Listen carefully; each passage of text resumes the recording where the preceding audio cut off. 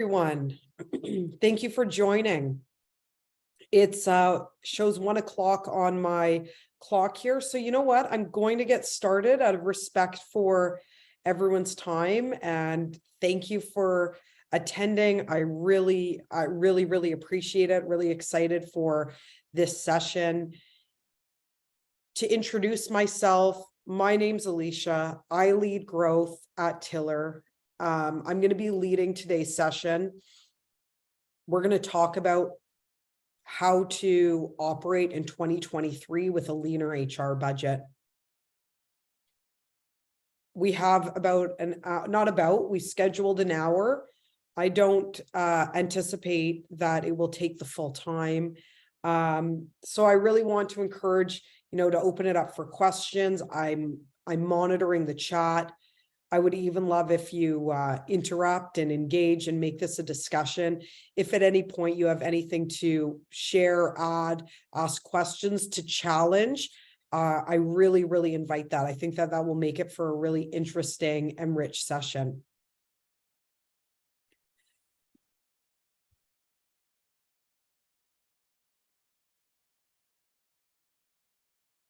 So to kick off, the key theme to answer this question about operating with a leaner HR budget, is skills, is a skills first approach. And really over the next, little while together, over the next series of slides, I'm really going to be breaking down how a skills first approach allows you to operate in this, current economic climate, how that allows you to unearth all of the skills and talents that reside in your organization, how to more efficiently deploy them to get work done, to drive business value, while at the same time, and perhaps even most importantly, creating meaningful places for people to work so that people come to work every day and they feel good about themselves, they feel challenged, they feel like they're contributing,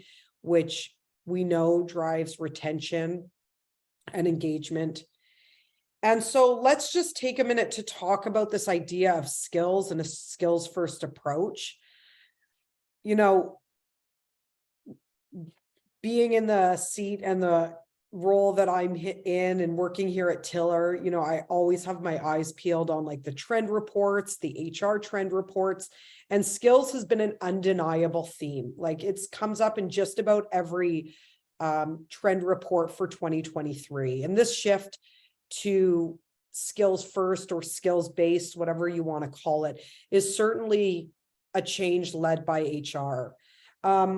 A skills first approach is a model that places skills at the center, and that's in opposition to placing job titles and people education at the center, because those things no longer carry that universal meaning. They created a wind of problems, which I'll break down. And it was actually interesting because just today, earlier this morning, I was talking to somebody who's responsible for leading some very transformative, people change within his organization. His background is recruiting.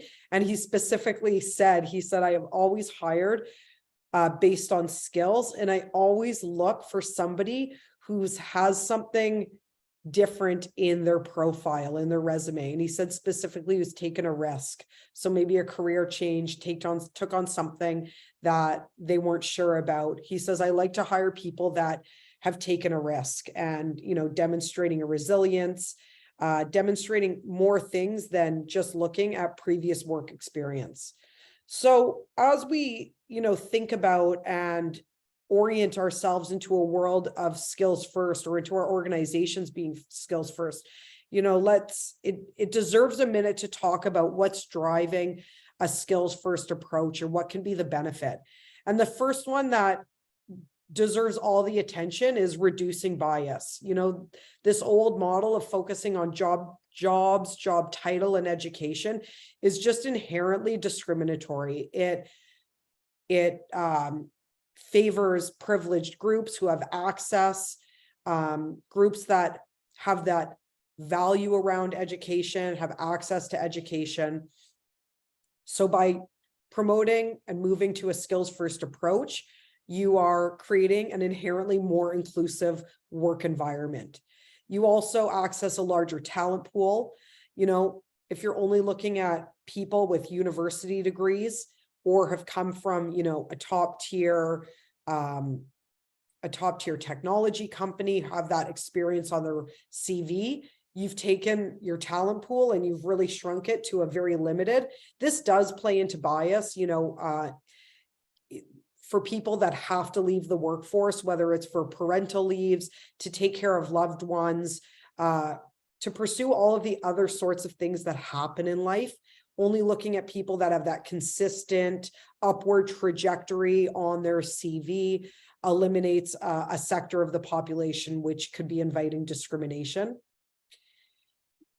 The fact that skills are changing, and this is something that we're going to talk about a lot today when we think about operating today with leaner HR budgets. You know, skills are changing rapidly. These degrees, training, it can get outdated quickly depending on what sector of the, you know, what industry you're working in, what sector of the economy you're working in.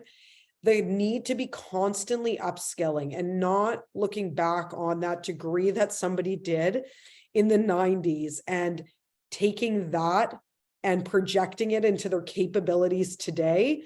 It's an outdated way of evaluating skills, and a much, you know, more modern, up-to-date way is to have people constantly in this cycle of upskilling and sharpening and reskilling and keeping their skills up to date. And lastly, the career ladder is dead. You know, the career trajectory of moving from this role to that role and going up, that, you know, it just doesn't exist anymore. People want to move around.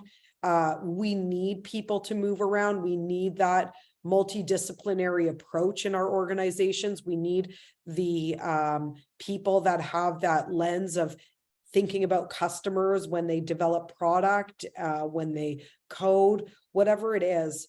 The jungle gym, as opposed to the career ladder, is a much more common career path today. And that's one that really lends itself to skills, because transferable skills become relevant, adjacent skills become relevant, and that is much more relevant than job titles.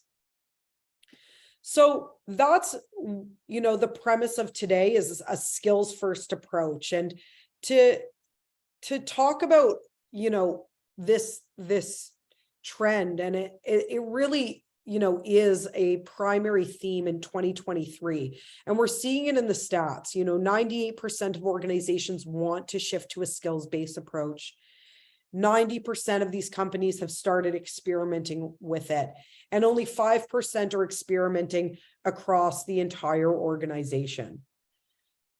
You know, so if anything, I would say this is the year to try it, and maybe it is an opportunity to pilot it with certain teams or within departments, or to test slivers of the idea of skills first. But as we're being called on to do more with less and drive revenue and profitability over growth, this is certainly the moment in time to think about a skills first approach. So, you know, the key to doing this, and with anything when you're in this mindset of a scarcity mindset, the starting point is always going to be an audit. And that's what I'm going to suggest as the starting point, an audit. And so what are you auditing? It's an audit of the skills that you have in your organization and the skills that your organization needs. So two sides of that coin. The skills that you have, that is your people.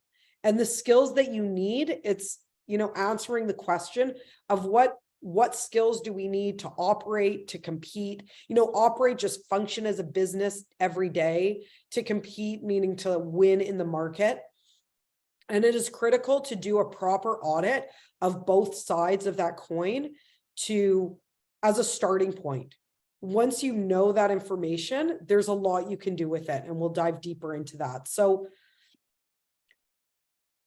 you know, this is something like we say and we think about a lot at Tiller. So I just felt that it was appropriate to make it its own slide, because it's a powerful idea and there's a lot of truth in it when we talk to people about it.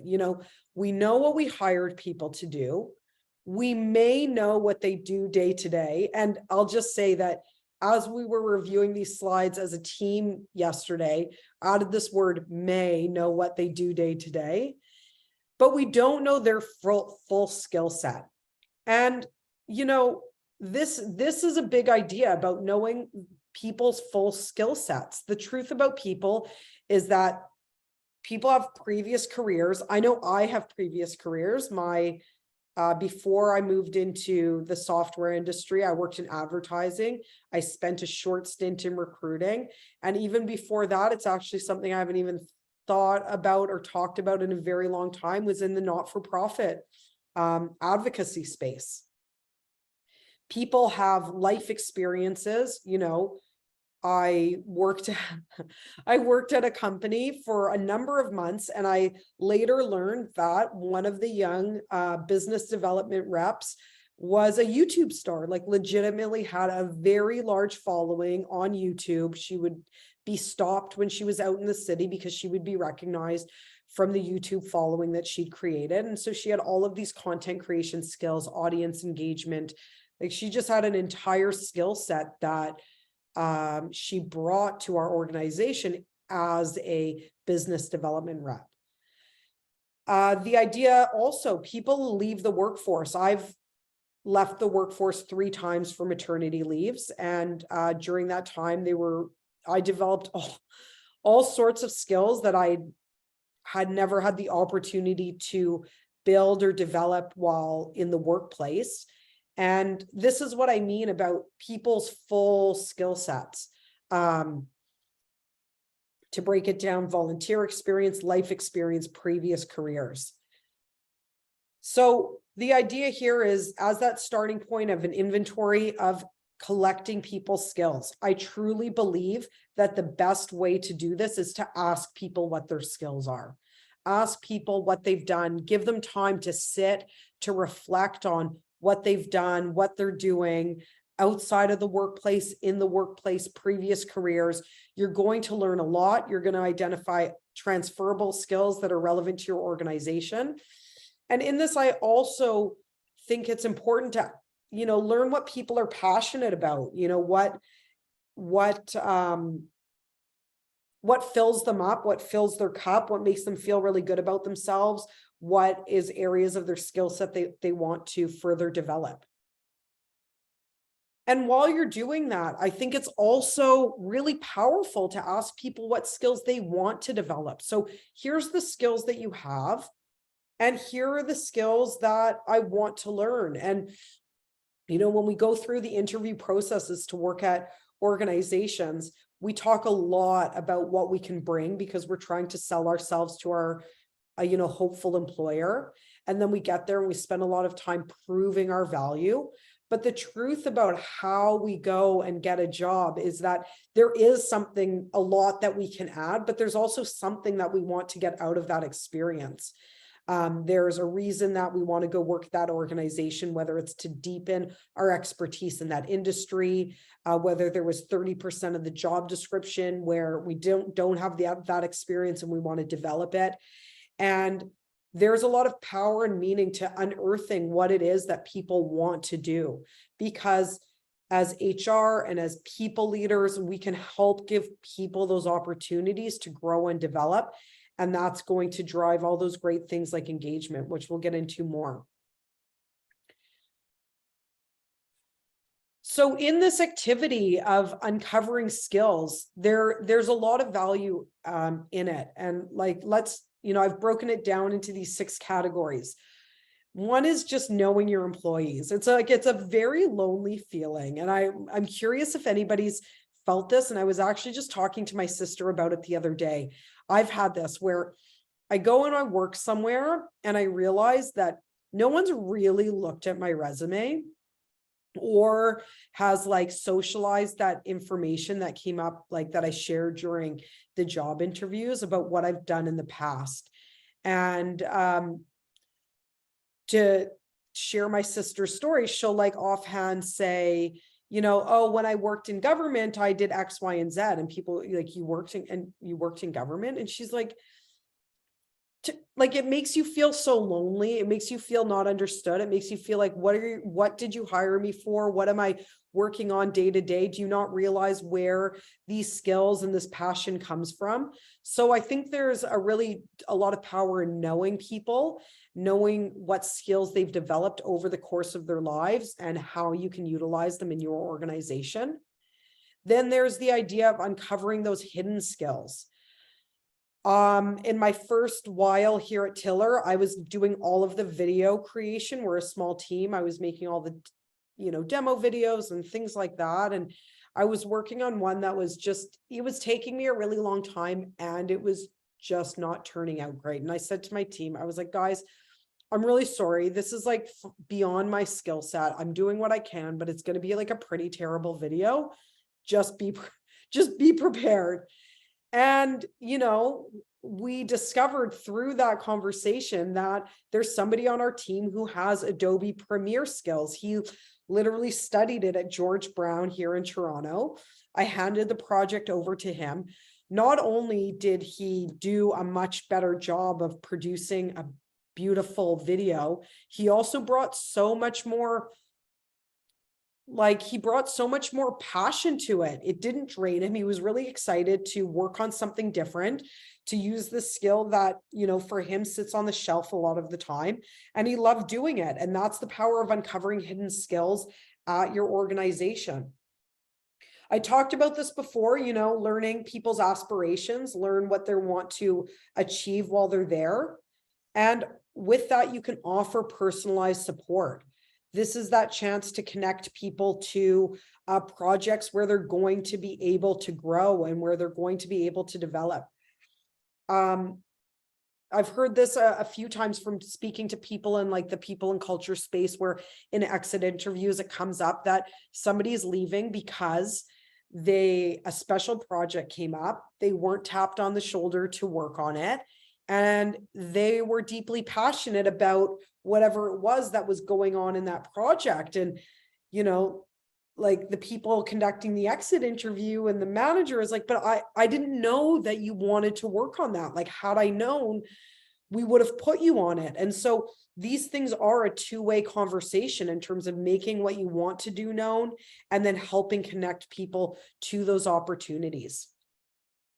And when you have this skills, structure in place, it can really be a powerful or meaningful tool for having manager-employee conversations, or human resources to employee conversations. Somebody put it to us the other day of like taking the edge off of these conversations. I was speaking to somebody from one of the big 4 accounting firms, and they were sharing that, one of the struggles is that young people will ask for promotions like so early on in their role, like months in, and then they're like, how do I get to the next level, or when can I move to the next level? And it's like that can be a tough conversation to just have on a whim. But when you have skills quantified and being able to say, this is where your skill set lies, and this is where the skills for the next role lies, and being able to have that comparisons, that's a really digestible way to have that conversation, and a way to create a plan that actually moves somebody closer to that next step, as opposed to just dismissing it. And then, having this inventory of skills, it's a group effort. It's really an organizational wide effort. And so if you do it, you're contributing to that, larger skills inventory for your organization. So that's, step 1 is really that first side of the coin around what skills do we have in our organization, speaking to people and understanding that. On the other side of that coin is what skills do we need? And this could happen either on a people leader basis, a more organizational like human capital, HR basis of what skills do we need to execute on this work. This could be a matter of taking a project and really breaking it down into its tasks. What outputs do we need from people for this project to be considered success? And there's two sides of skills. There's the hard skills, the technical inputs and the technical outputs. And there's also the people skills, the leadership skills, the soft skills, the cultural skills, however you want to categorize them. What's going to drive success for this project? Is it going to be collaboration? Do we need a leader who's going to be able to bring different types of people and their skills together to execute something?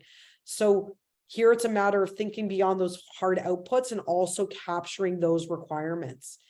And it's a good exercise could be reflecting on what success has looked like in the past for this project. Who's done this before? How is it successful? What skills does that person have? Or what skills did they utilize to make this project successful, and capturing those during this analysis as well. And once you have that, wherever this audit lives, it's important that it's searchable and discoverable. Now, because it needs to be living, like if this is sitting as on like a piece of paper or as a Google spreadsheet inside, buried in Google Drive and not shared with anyone, then it's not a meaningful and actionable tool. If you're actually using this, this skills inventory to make business decisions, then you're really, that's really where the opportunity lies. So I'm going to show you what this could look like or what this could mean.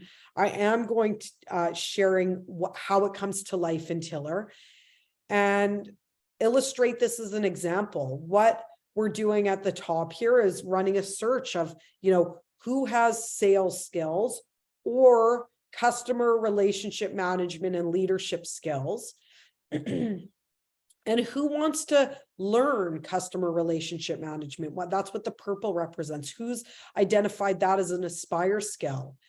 And we can see like Brennan has full proficiency for sales, Kaylee also near full proficiency for sales and customer relationship management.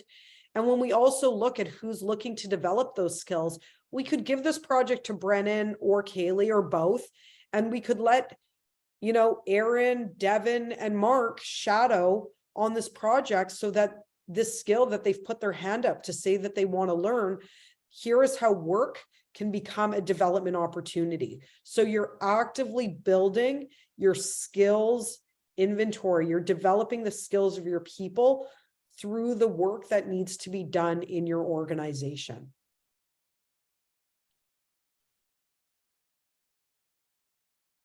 And don't,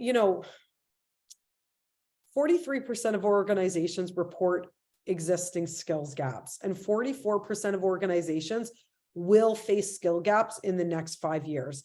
And I really felt it was important to take a minute and bring these stats like front and center during a conversation like this and talk about it, because if you embark on an exercise of doing this skills audit, what skills do we have? What skills do we need? And part of that exercise leads to a realization that there is a gap, a skills gap in your organization. You are not alone. You are not alone. Almost half of organizations report that there is existing skills gaps. And organizations are going to continue to face skills gaps.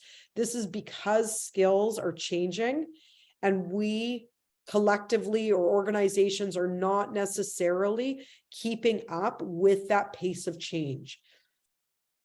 So if a skill gap emerges, remember, you're not alone. And this is your opportunity to make addressing those skills gap a core business function at your organization. And what do I mean? Like, What do I mean about addressing skills gap a core business function? It means making skills development, making training, making learning, making that activity of innovation a core business activity. And I'll just, go back to my living example of like, there is a project that needs to be done. Not just thinking about like, who can do that? And too often when that's an exercise that we as organizations, as people leaders, as human resources, as resourcing groups, when we do that in our head, too often that work assignment goes to the person top of mind, it goes to the competent person, it goes to the person who did it last time, it goes to the person that we know whenever we give them something, it gets done and it gets done well. And like functionally, yeah, okay, the work gets executed on. But is that really the best way to resource? Is that the best way to assign that work? Is there a quieter person that ought to be put on that task? Is there a quieter person who maybe doesn't have that same esteem to put their hand up, but they have the capabilities? Is there also an opportunity to have somebody shadow that work and develop the skills, whether it's through formal mentorship or just literally sitting in on the project and doing some of the lower value tasks that need to be done? And that's what I mean about developing and not necessarily outsourcing, getting in the habit of building those skills. And when you do that, you may, back to our whole point of this, operating with leaner HR budgets. These can be opportunities to outsource less. These can be opportunities to hire less. It could be an opportunity to build those skills in-house, future-proof your organization for these changes, develop some of like those tomorrow skills, which are really today's skills, like prompt generating for AI, starting to build some of those capabilities in-house of how to use these AI tools like ChatGPT, which are powerful, but the skill to really unlock the power for that is prompt generation. And how do we start building that capability in our content marketing department so that we can use tools like that and they really have that value and that impact in our organization? Like, we all know this, but it deserves to be read. It needs to be read out loud. Number one reason employees leave their job is lack of development. Employees that are offered growth opportunities stay 2 times longer. We know that people want to grow. We know that people want to be pushed at work. We know that that people want this. And so what we can do when we're functioning in this time of like leaner budgets is use that desire to learn, use that desire for growth in our people and grow them in the way that we need them to grow today. And that can be in the form of literally telling them, using your learning and development budget to tell people what courses to take. This topic of learning and development budgets is something I have the absolute honor of speaking to people in the human resources space at least 3 to 4 times a day about. And sometimes, the uptake on these learning programs can be low. And the feedback is, I don't know what to take, or I wasn't sure what to do, or I didn't have the time to do that course discovery. So I didn't end up taking anything. And having, maybe in 2023, it's a matter of having a heavier hand and saying, these are the courses that you're going to take in Q1 and Q2. And this is the direct link between this course that I want you to take and the work that needs to be done in our organization. And so that can be a mechanism that you can put into place. And don't be afraid of scaring people away. They may just say, thank you. But I also, like in this conversation around learning and development the thing that folks will say back to me is that, I can't offer learning opportunities because I don't have roles for people to move into. And, in this like moment of leanness and, maybe slower growth in this year, that might be the reality for your organization, where you say, like, I don't have those promotions, I don't have those open roles, I don't have the growth in my organization for people to move around. But that doesn't mean that we shouldn't be helping people to grow. It doesn't mean that people don't need to grow. And it doesn't mean, most of all, that we can't give people the tools to see their growth. So what do I mean by all that? Too often when we think about growth, or like when people or employees think about growth, their default to thinking about promotion or a new role, new job title. I'm going from marketing manager to senior marketing manager. I'm going from communications coordinator to communication specialist. And that is growth, that change in job title. No, that doesn't need to be the barometer for growth. People can grow and should be growing in their roles. So what do I mean by growing in our roles? Like, we have the skills that we need in our roles and deepening the proficiency in them, or gaining more of the skills that we need in our roles. So, this might be hard from a culture perspective and changing people's mindset, but getting people away from, if you didn't get a promotion, that means you're not growing in our organization, to you're deepening your skill set, you're taking on, work that may be neglected in our organization, or work that wasn't getting done, or creating projects that need to happen. And that can be growth. And so, yeah, that's what I want to say about that. And I want to give it, we're going to be doing this in our platform because we believe in this idea and this philosophy so deeply, making it apparent, visualizing growth outside of just roles, and visualizing growth in the realm of skills. This is just like a high level dashboard where a person can see, how many skills they're missing from their role, what proficiency they're missing from their role, how they're developing those skills, the skills that they've identified that they want to learn, the skills that their role requires them to learn, and their actual formal learning progress and how that's going. And for people that react well to that sort of visualization of growth, because it can be very esoteric, it can be very hard to see, how am I different at the beginning of Q1 compared to the end of Q3, when externally maybe nothing has changed in terms of your job title, but tremendous has changed in terms of your own skill set and the impact you're having in your organization.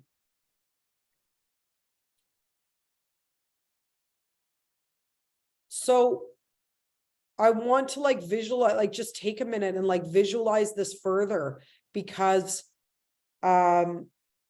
there's more tools and capabilities to be able to offer that sort of visualization to people.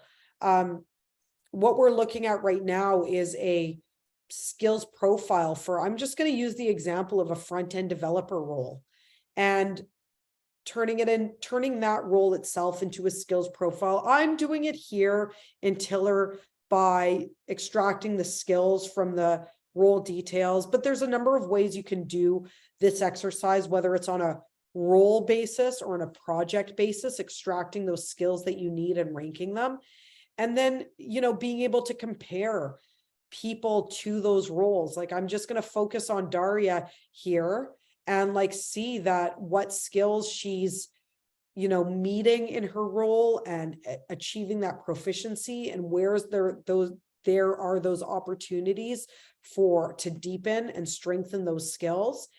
And so again, just reinforcing the point that visualizing these things for people, giving them access to tools to be able to, measure and measure their own growth and see it over time, take some of the pressure off of you as an organization to, be like changing people's titles in order to make them feel like they're having that growth. I do, and true to the title of this workshop, operating with a leaner HR budget in 2023. I do think that the idea of a learning and development budget and how to utilize that deserves like its own true moment in this workshop. Because, if finance is threatening to cut your L&D budget, or anybody, like, let's just dig into that exact question about exploring ways to protect it, or maybe even grow it during a time like this, because it might be a tempting place to cut costs, but it probably isn't the right place to cut costs. So let's dive into that. So drawing a direct return on learning between your business, your investment, and your business value. So this idea here about what we've been talking for this whole time about, when you're employing that, you've done that skills assessment, work is happening in a way that it's to grow and develop people, really using any opportunity to draw that line between that investment in learning, and whether it's formal learning in the form of courses, whether it's taking people's time and assigning them to a project so that they can develop those skills, like shadow work, whether it's mentorship, which we'll talk more about in a minute. Any way you can quantify that and draw it back to business value is the formula for protecting your L&D budget. So let's dive more into this. So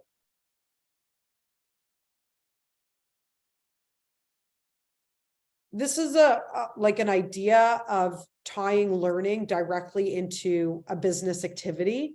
I love the idea of a challenge. I get a lot of thrill from competition. I'm a sore loser also, so it's not the greatest personality trait, but a challenge where you're encouraging people to learn and tying it back to a business activity. So I think of the example of preparing for Black Friday, Cyber Monday, encouraging folks in the digital marketing department to take a course on, conversion techniques of converting audiences into buyers on social media channels. Maybe different people focus on different social channels or marketing channels. And then over the Black Friday, Cyber Monday event, employing those strategies and tactics and seeing the impact that it has on conversions and advertising performance. That's an example of learning, taking learning, making it a period of time, tying it directly to a business activity that's measurable. Another way to make more out of your learning and development budget is to, really think about how can one person or a small group of people learning, how can we socialize that learning across the organization? One idea is, highlighting that learner and giving them an opportunity to share what they've learned. That could be on some of your larger communication channels in your organization, a town hall, or maybe giving that person a lunch and learn to showcase what they learned and share what they learned with their peers in a more compact format of a one-time event of a lunch and learn. Mentorship, I know it's not free because you're asking people for time, and time is money. But it's not that direct cost in the way that learning licenses are a direct cost. So I do want to take a minute to unpack mentorship and what some of the value of mentorship could be at an organization, especially when the purse strings might be tighter around bringing in workshops, bringing in external content. right off the bat, the power of knowledge transfer is just a very effective method for disseminating information between employees.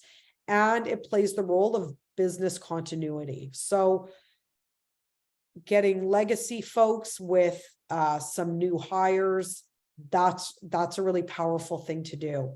And I've also heard from from people saying, like, when they have folks in their organization that, like, they just, like, they don't, maybe they don't want to learn. And maybe, I don't mean like they don't want to learn, like they don't want to learn a new thing, but they're like, don't put me through a mentorship program as a mentee. Like, I'm just more senior in my career, or like, I'm not going to sit down and like take a course.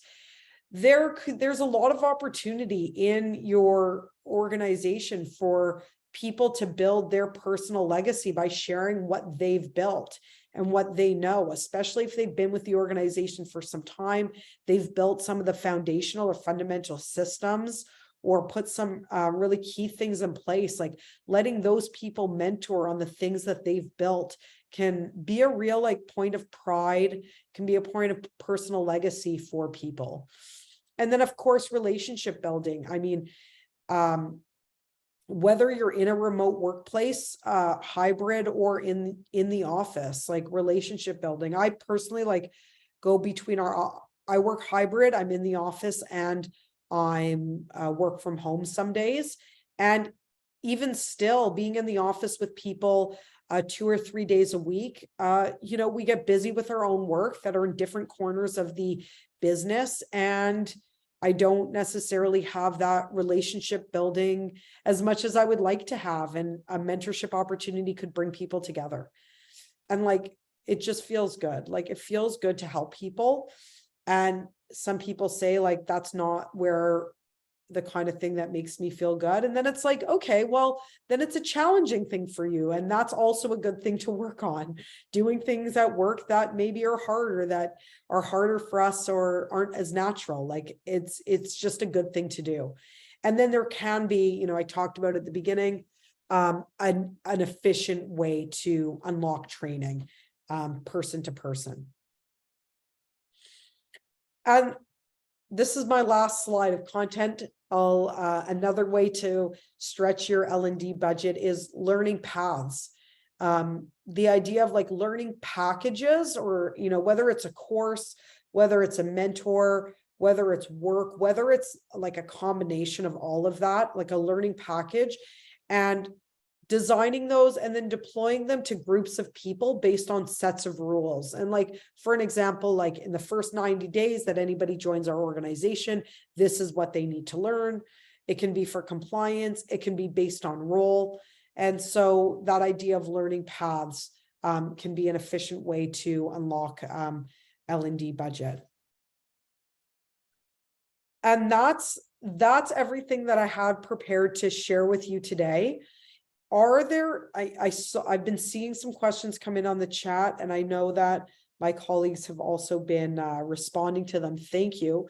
Is there any other questions or discussion points or anything that, please, I would love to open it up.